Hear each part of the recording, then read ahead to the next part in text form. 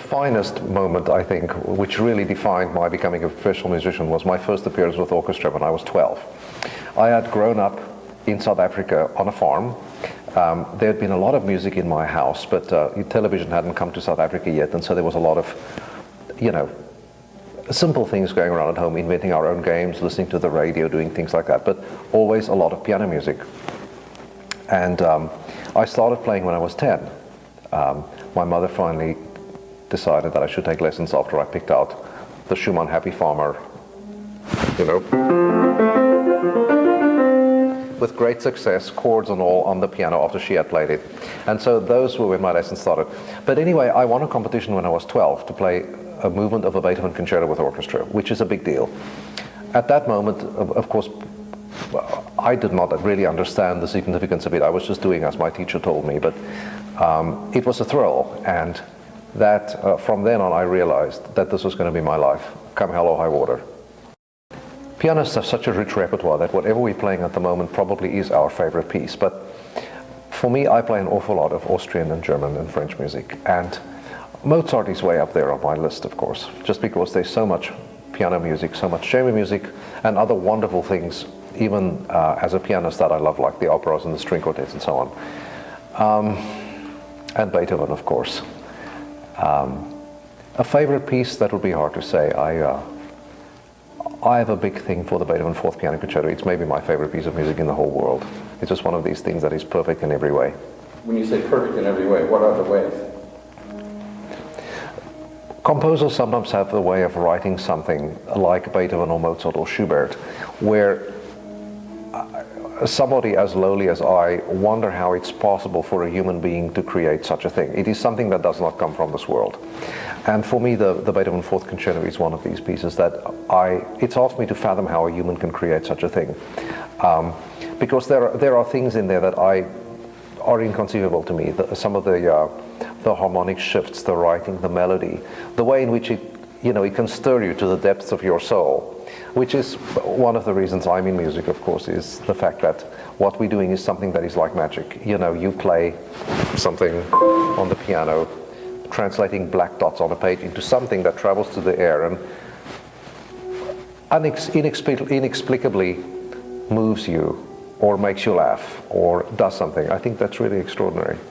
Well, what happens was, in the beginning, the piano plays a remarkable sort of opening thing.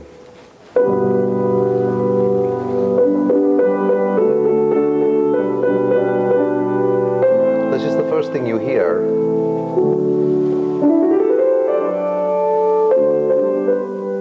Then the orchestra comes in.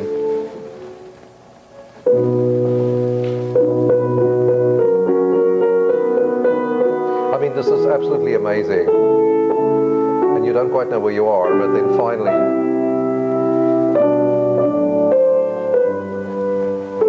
and so on. And that's the first thing you hear.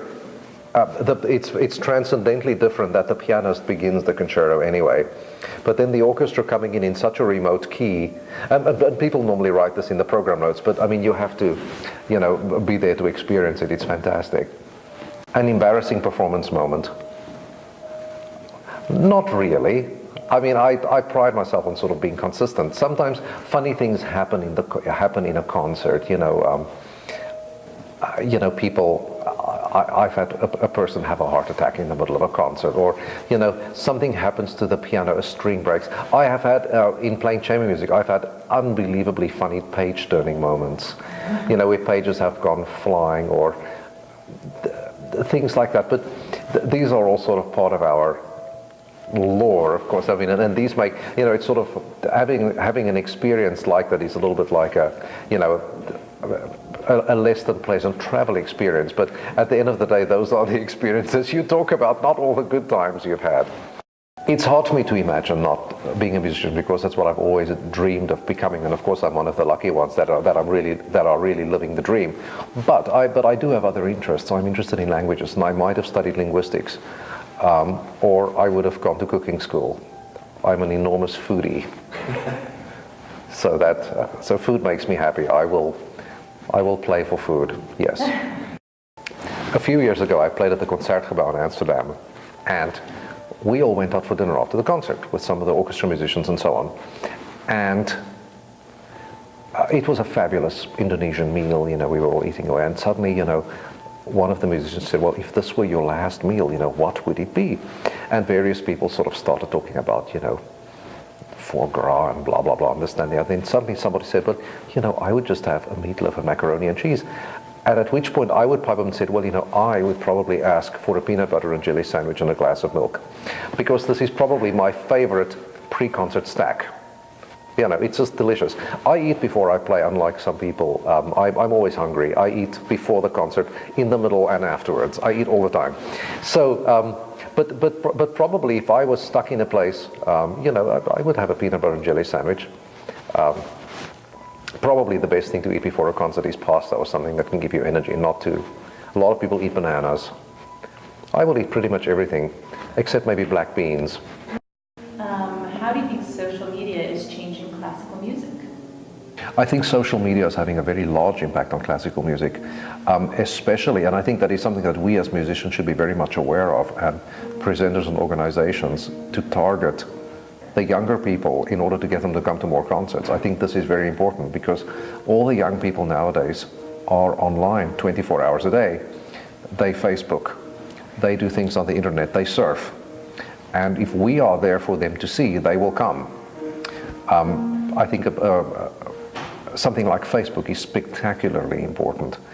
In South Africa, I started studying with a fantastic teacher when I was about 12. I worked with him for 8 years. He was already 80 years old when I went to study with him, and his name was Adolf Halles.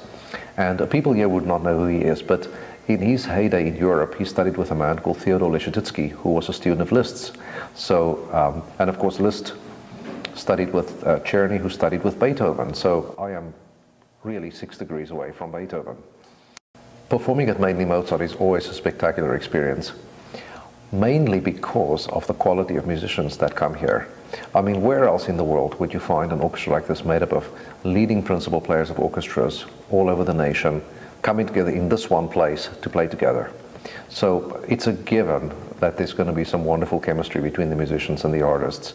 And a lot of us are friends. It's like a family gathering once a year. We love it.